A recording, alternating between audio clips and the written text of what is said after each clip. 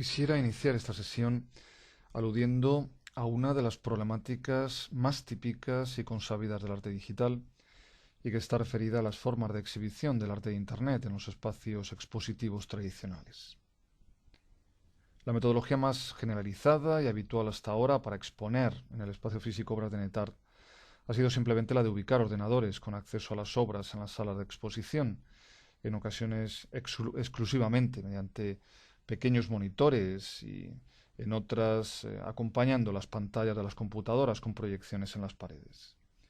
Una espacialización física de las obras que de alguna manera las convertiría en formas específicas de instalación conectada a la red. En ocasiones, sin embargo, estas formas en las que se ha procedido a la exposición física de obras de NetArt han sido duramente criticadas. Así fue el caso, por ejemplo, de la selección de NetArt, comisariada por Simon Lamounière, y que se incluyó en la Documentaria de Kassel de 1997. En aquella muestra, muchos de los ordenadores que mostraban las obras, ubicadas, como vemos, en un espacio que simulaba más o menos el de una oficina, no estaban conectados a Internet, quedando radicalmente minusvalorado uno de los principios más básicos del NetArt, la conectividad, la conexión en abierto, el hecho en definitiva de que la obra de Internet no es separable de su propio medio de distribución pública. No obstante, a pesar de estas excepciones y en términos generales, creo que podemos afirmar que los resultados de este tipo de propuestas, es decir, las de presentar NetArt en espacios físicos, no han sido malos. En primer lugar, porque es una buena forma de que los visitantes del museo o de la galería accedan a una serie de manifestaciones artísticas que sin este tipo de invitación probablemente no llegarían nunca a conocer. En segundo lugar, porque esta instalación en el espacio de la institución expositiva puede permitir que algunas de esas creaciones sean experimentadas por varias personas de forma simultánea, o con la ayuda de miembros de los gabinetes pedagógicos del centro, evitando de esta manera que la recepción de las obras de NetArt se vincule siempre a una recepción en solitario de alguien en su casa a través de su computadora. Qué duda cabe que es siempre mejor que la experiencia de cualquier obra de arte sea colectiva, que se pueda debatir con otros espectadores o mediadores sobre ella, que cada uno aporte conversacionalmente su punto de vista, que en última instancia se interprete en común. De hecho, entre los más recientes intentos de presentar NetArt en espacios físicos, creo que merece especial atención el formato de exposición titulado Speed Show, ideado en el 2010 por Aaron Barthold y al que pertenecía ya la imagen anterior que acabamos de ver. Una metodología de presentación de muestras de arte de Internet consistente en alquilar todos los ordenadores de un Internet Café durante una noche y mostrar en esas computadoras la muestra de obras en línea. Una metodología expositiva que permite precisamente esa recepción colectiva de la que antes hablaba, esa dimensión colectiva, esa dimensión dialogada de la interpretación. En todo caso, y volviendo de nuevo atrás en el tiempo, no podemos pasar por alto que los intentos de mostrar NetArt en el espacio de la galería o del museo han conducido a la creación a lo largo de todos estos años de muy interesantes interfaces. Entre todas estas iniciativas sigue siendo la de mayor interés, a mi juicio, la titulada NetArt Browser de 1999 de Jeffrey Shaw, un sistema concebido para la muestra NetCondition, que tuvo lugar en el ZKM de Karlsruhe, y que consistía, como vemos, en una pantalla que podía ser desplazada horizontalmente a lo largo del espacio expositivo, permitiendo así visualizar diferentes obras de NetArt, de una selección comisariada en aquella ocasión por Benjamin Whale, combinando de esta forma, y como afirmaba el propio Shaw, la interactividad de la navegación por Internet con la tradición museística de imágenes montadas en las paredes. Una interfaz que, en todo caso, recordaba mucho aquella obra de Franz Fieszek titulada Tafel, Pizarra, de 1993, y que desde luego guardaba, con la propuesta de Shaw, muchos elementos comunes. No obstante, donde la relación entre espacios expositivos tradicionales y la red ha ofrecido aportaciones de más interés, es en aquellas obras que, concebidas como instalaciones materiales para ser emplazadas dentro de un espacio expositivo, dependían sin embargo de la red para su funcionamiento. Una vía de trabajo que hoy sigue siendo extraordinariamente activa y cuyos orígenes podríamos situarlos en obras como Handshake de 1993 y que vemos en la imagen, una creación de Asselmayer, Blanc, Hasse y Geron, y concebida como una instalación interactiva que era a su vez una interfaz entre Internet y el mundo físico. Otra importantísima obra dentro de esta vía de trabajo sería esta titulada Ping de 1994 del grupo austriaco X-Space y que tematizaba el retardo producido por el envío y la recepción a través de Internet de un paquete de datos entre dos emplazamientos geográficamente muy lejanos. Como afirmaba Andreas Brockman en relación a esta obra, los sonidos producidos delante de un micrófono eran demorados por unos procesadores de señal antes de que se escucharan en un conjunto de altavoces en la misma sala. El retardo entre la entrada y la salida se determinaba por el tiempo que tardaba un paquete de datos en ser enviado y en regresar a través de Internet desde el lugar de la instalación en Austria hasta Australia. Evidentemente, este tiempo dependía de la cantidad de tráficos de datos que circulara en la red en este momento, así como por los servidores de los nodos por los que la señal debía pasar. Poéticas del retardo que, como no, recordarían mucho también algunas de las instalaciones de autores como Dan Graham. Dentro también de este ámbito de trabajo, otra de las líneas de actuación más frecuentes ha sido la centrada en hacer de un espacio físico concreto un lugar de confluencia de personas conectadas a través de la red. Es el caso de Telegarden, de Ken Goldberg, un sistema que permitía el mantenimiento colectivo a través de la red de un pequeño jardín, ofreciendo la posibilidad a sus usuarios de coincidir a través de las redes telemáticas y de forma casi, digamos, paradójica en un espacio natural. Otra propuesta muy relacionada con esta sería esta que vemos en la imagen, presentada por primera vez en el Festival SIGGRAPH de 1996, una obra de Eduardo Kac. A través de Internet, los participantes podían hacer posible el crecimiento de unas semillas, enviando luz al espacio donde estaba emplazada esta instalación. En la instalación, un proyector reemitía, o mejor dicho, representaba o reproducía, podríamos decir,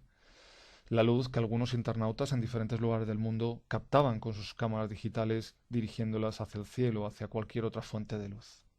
Una obra en la que la relevancia de la transmisión remota de imágenes de vídeo no se centraba en su contenido representacional, y esto es el punto que a mí más me interesa de esta pieza, ¿no? Es decir, la relevancia, digamos, del concepto de transmisión remota de imágenes de vídeo no tenía o no estaba vinculada al contenido representacional de esas imágenes, sino exclusivamente a sus meras cualidades ópticas, digamos, como fuentes o como meras fuentes de luz. Unos años más tarde, esta forma de colaboración a través de las redes para la creación de algo en el espacio físico fue ensayada nuevamente en Telezone, un proyecto del año 2000 de Telezone Team, que hacía posible que sus usuarios, espectadores, pudieran, a través de Internet, diseñar estructuras arquitectónicas y ejecutarlas en pequeña escala en el espacio real utilizando una interfaz de CAD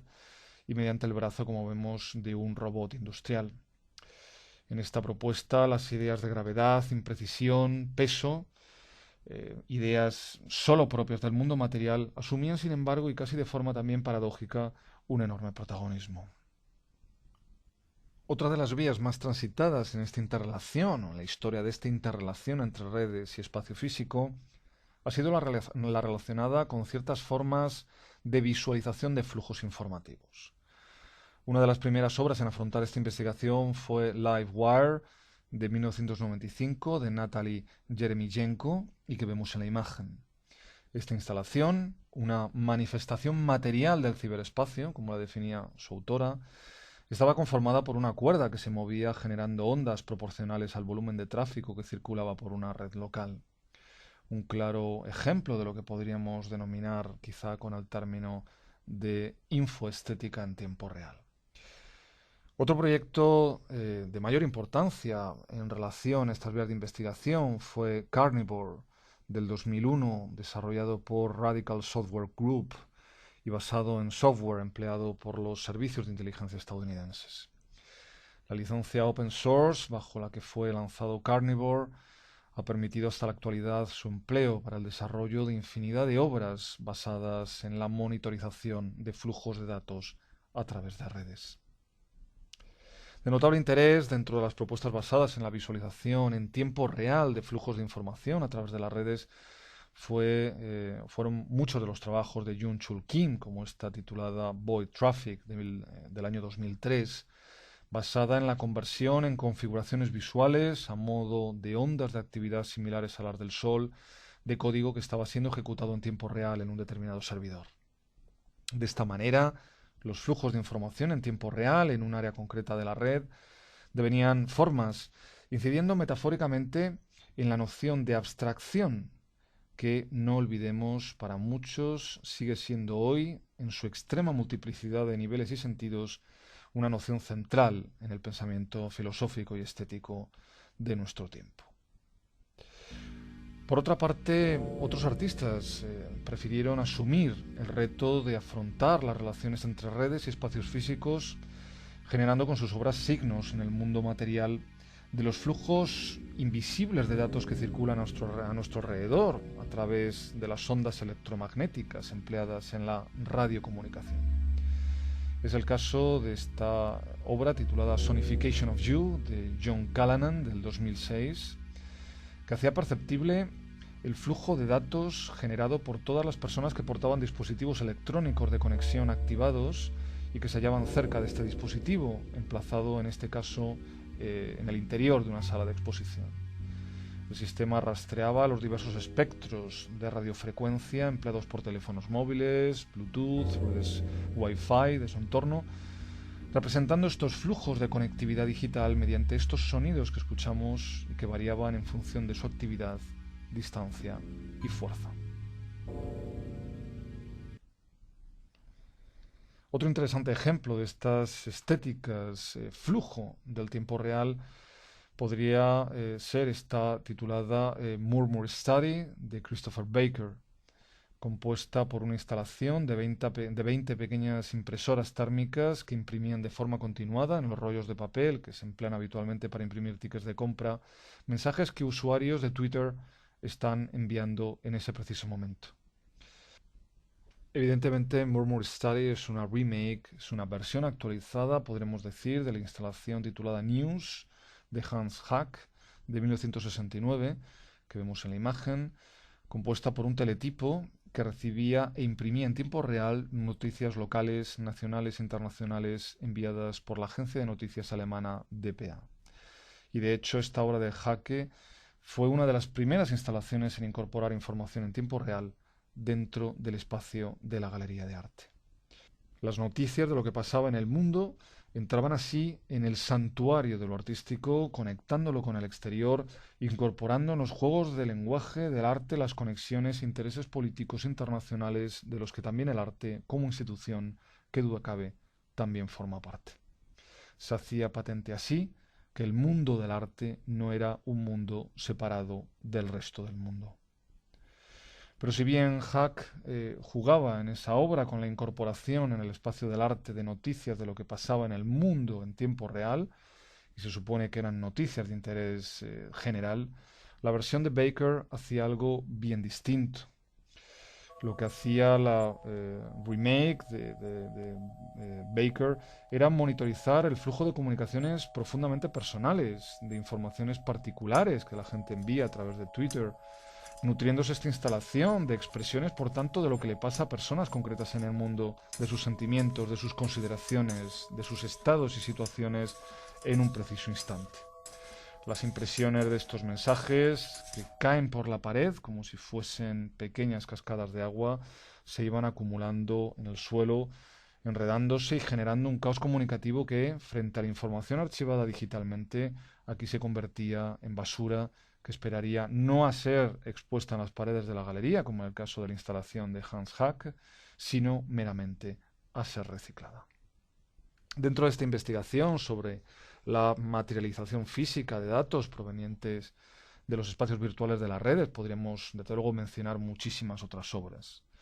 Una especialmente interesante sería esta que vemos en la imagen de Vytautas Michelkevicius, y en la que los contenidos de un blog se exportaban también al espacio de la galería, imprimiendo y colocando muchos de sus comentarios en las paredes. Otros ejemplos podrían ser proyectos como este de Durne Rand, titulado Love Me Tinder, Love Me True, y en el que materializa a través del bordado mensajes con errores ortográficos que ya ha encontrado en la red Tinder. Un proyecto en torno a los afectos y a la más que probable imposibilidad de su conversión en lenguaje. Aquí, irónicamente, abordada esta cuestión, o mejor que abordada, deberíamos decir bordada, ¿no? Literalmente, a través de los fallos en el lenguaje, a través de la incorrección formal, a través del error lingüístico no intencional. También podríamos mencionar dentro de estas vías de materialización de lo digital o de conversión de lo digital en otro tipo de medios el proyecto Tapebook de César Escudero, basado en la conversión de datos que el autor extrae de perfiles de filósofos, artistas y escritores en redes sociales como Facebook, y que él convierte en documentos de audio que son grabados en casetes de audio. Una obra basada en procesos de traducción intermedial y en la que indudablemente se retomarían de nuevo las investigaciones sobre los procesos de conversión de formatos, como la desarrollada por Book Kosick, por ejemplo, en sus conocidas ASCII Movies. En otros casos, la vinculación entre objeto físico y redes se ha orientado hacia la recuperación de la idea de la obra de arte como proceso, revisitando nuevamente algunas de las prácticas artísticas de índole conceptual de principios de los años 60. Un buen ejemplo de ello, desde luego, sería esta obra del año 2009 de Caleb Larsen, compuesta, como vemos, de una pequeña caja de color negro permanentemente conectada a Internet. Una obra que lo que hacía es generar, a través de un sistema automatizado, un continuo proceso de intercambio en el que continuamente la obra trata de subastarse a sí misma en eBay. Cada 10 minutos la obra comprueba si se ha efectuado ya su venta, generando automáticamente otra subasta de sí misma en el caso de que su cambio de propietario haya ya acontecido. Pues quien adquiera esta obra de Larsen, debe aceptar como condición previa este proceso interminable y automático de autopuesta en venta de la obra. De esta manera la obra se halla en un permanente flujo de transacciones comerciales. Por supuesto, las similitudes entre esta caja conectada a la red y la obra de Robert Morris, la caja con el sonido de su propia fabricación, del año 1961, son más que evidentes. Esta obra de Morris, una de las primeras aportaciones a la idea del arte como proceso continuo de autorreferencia, estaba formada también por una caja de dimensiones muy parecidas a las de Larsen y contenía en su interior una grabación sonora de las 3 horas que llevó el acto de su propia construcción. Teniendo en cuenta esta referencia a la obra de Morris, la sustitución que plantea Larsen de esta grabación por la de un proceso interminable de autocomercialización de la obra,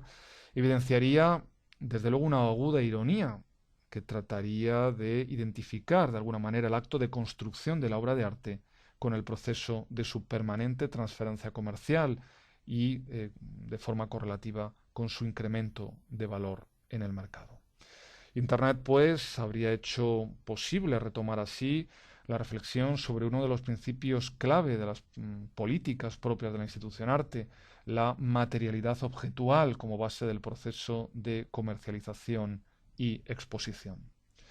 Por tanto, alrededor de estos proyectos se habría recuperado, dentro del arte actual, las poéticas sobre la desmaterialización del objeto artístico, ensayadas, como digo, por el arte conceptual desde mediados de los años 60. Desde luego, Internet permite incorporar en el objeto físico una dimensión virtual y procesual de enorme interés para reactivar nuevamente el cuestionamiento de muchos de los principios que fundamentan a la institución arte. O, por contra, para una irónica y total cesión ante uno de los más importantes, es decir, su dependencia de las lógicas del mercado, como sucede muy irónicamente en la obra de Larsen. En cuanto a los proyectos de comisariado realizados hasta hoy en torno a esos ámbitos liminares entre la intangibilidad de la red y la materialidad física del objeto, entre el espacio acotado de la galería o del museo y el inconmensurable espacio de las redes, sin duda yo destacaría esta titulada Net Reality del año 2005, comisariada por Michael Takeo McGruger para el Visual Arts Center en North Lincolnshire. Y también esta otra, titulada Art and Money Online, del año 2001, comisariada por Julian Stallabrass en la Tate Britain. Ambas muestras exploraban primordialmente la disolución de las fronteras entre la galería y la red, presentando obras que existían de forma simultáneamente en las esferas de lo virtual y del espacio expositivo. Otra interesante muestra, desde luego, fue Live, del 2008, comisariada por David Famillian en el Beale Center de Irvine y conformada por una selección de artistas cuyas obras extraían en tiempo real datos e imágenes de Internet incorporándolos a esculturas e instalaciones. La muestra incluía obras de enorme interés de Radical Software Group, MTA, Natalie Bookchin, Aphid Stern, Michael Dale, Karen Finlay, Ben Rubin y un largo etcétera. Por supuesto, con la llegada de los primeros metaversos o espacios inmersivos 3D, como Second Life en el año 2003, era inevitable que muchos artistas empezaran también a investigar en las posibilidades de relación entre el mundo físico y estos entornos accesibles a través de Internet. Una relación que será también objeto de algunas interesantes muestras, entre las que creo que tendríamos que mencionar la titulada Mixed Realities del año 2008, comisariada por Joan Green, y dedicada a esta convergencia entre lugares reales y sintéticos mediante la conexión, en este caso simultánea, de los espacios de la Hewlett and Spector Gallery de Boston, Turbulence.org y la galería Ars Virtua en Second Life. De las muy diversas manifestaciones artísticas que podrían ejemplificar esta vía de trabajo, resultarían de especial interés las performances que acontecen de forma simultánea en el espacio real y en el virtual de los metaversos, siendo especialmente destacables algunas obras de Joseph Delap, sobre todo esta que vemos en la imagen del año 2008. En esta performance, Delap llevaba a cabo una reconstrucción de la Marcha de la Sal que Gandhi desarrolló en 1930. Como vemos, Delap controlaba la marcha de su avatar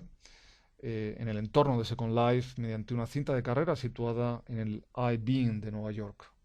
De esta manera, el artista caminó realmente en esta cinta, en el espacio real, durante 26 días, las 240 millas que Gandhi hizo en aquella marcha, y en protesta contra el impuesto que impuso el Imperio Británico a la sal, y mientras que el avatar de Delap hacía lo mismo de forma simultánea en el entorno virtual de Second Life.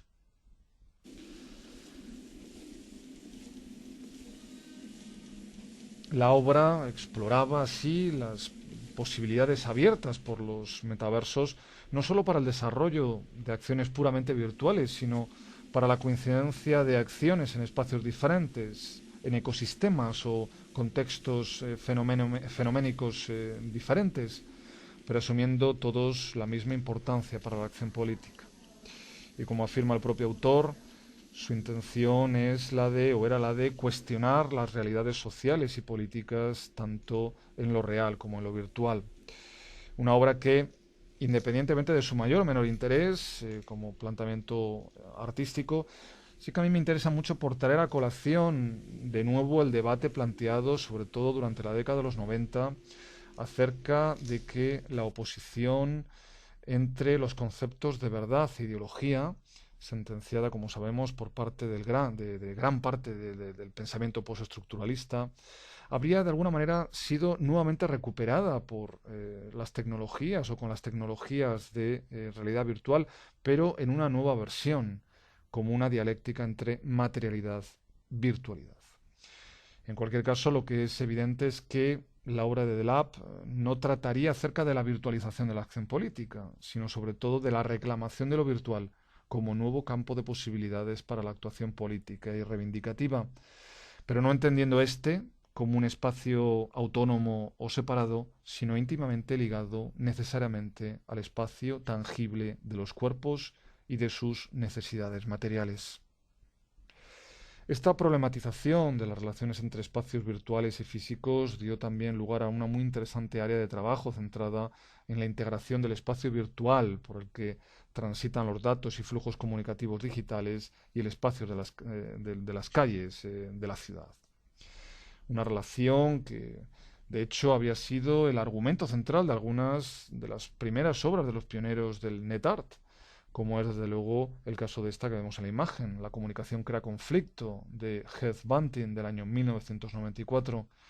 una acción que consistía eh, en, eh, en que el artista Heath Bunting asumía de alguna manera el papel de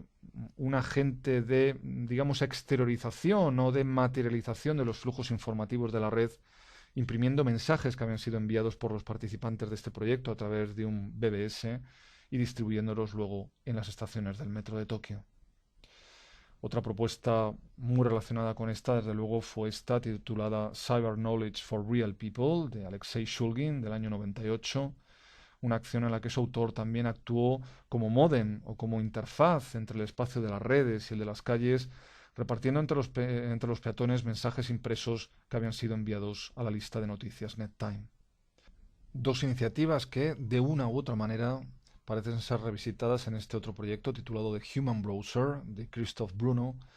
una serie de performances en las que nuevamente el artista exploraba la conversión del cuerpo humano en una interfaz entre la red y el lugar específico donde se desarrollaba la acción. En este conjunto de actuaciones serían también reseñables las siempre divertidas acciones callejeras de Aaron Warhol, como es el caso de esta titulada Wow, que vemos en la imagen, una intervención urbana en la que los participantes escribían sus nombres en cartón, portándolos luego por las calles encima de sus cabezas, de la misma manera en la que los avatares de Second Life muestran los nombres elegidos por los usuarios a los que representan. Un proyecto que invitaba lúdicamente a preguntarnos qué sucede cuando el anonimato de una persona en la esfera pública es eliminado por los principios operativos de identificación más característicos y habituales en los mundos virtuales en línea. No obstante, la que creo que es la obra de mayor interés dentro de esta investigación acerca de la materialización física del espacio digital y de sus sistemas de identificación, y con la que terminaré ya esta presentación, es esta que vemos en la imagen titulada Web Crash 2800 del colectivo Jodi. Adoptando la forma de una manifestación en el centro de la ciudad holandesa de Dordrecht, una multitud de voluntarios acarreó pancartas en las que aparecían una serie de direcciones de websites y obras de NetArt que habían sido seleccionadas por Jodi para esta peculiar propuesta de comisariado. Estas pancartas fueron luego situadas en el interior de la Galería Pictura de esta ciudad, emplazándolas, como vemos, encima de una minimalista estructura de madera en forma de cuadrícula, en la que el espectador se veía forzado a entrar para poder transitar por el espacio de la sala. Esta selección de direcciones web, al carecer de las típicas pantallas o monitores que se suelen emplear para presentar en el espacio físico una muestra de proyectos en línea, y como vimos al principio de esta presentación, remitiría conceptualmente y de forma directa a los propios sitios seleccionados. La dirección en Internet de esos sitios, es decir, su URL, y que en cierta manera podríamos considerar como el botón de arranque o como la primera línea de código para poder entrar en un lugar en la red, y presentado en este trabajo de Jodi como elemento material, sustituía, en este caso, al mensaje reivindicativo que uno espera leer en una pancarta o en la pancarta de una manifestación callejera, actuando como representante en el espacio físico de los websites y obras de NetArt seleccionados. En WebCrash 2800, pues, la pancarta, ese signo material lleno de connotaciones críticas y reivindicativas en el ámbito de las calles, remitía aquí también a una cierta forma de manifestación crítica en la red, apelativo con el que, de hecho, bien podríamos referirnos a la mayor parte de los proyectos incluidos en esta peculiar propuesta expositiva.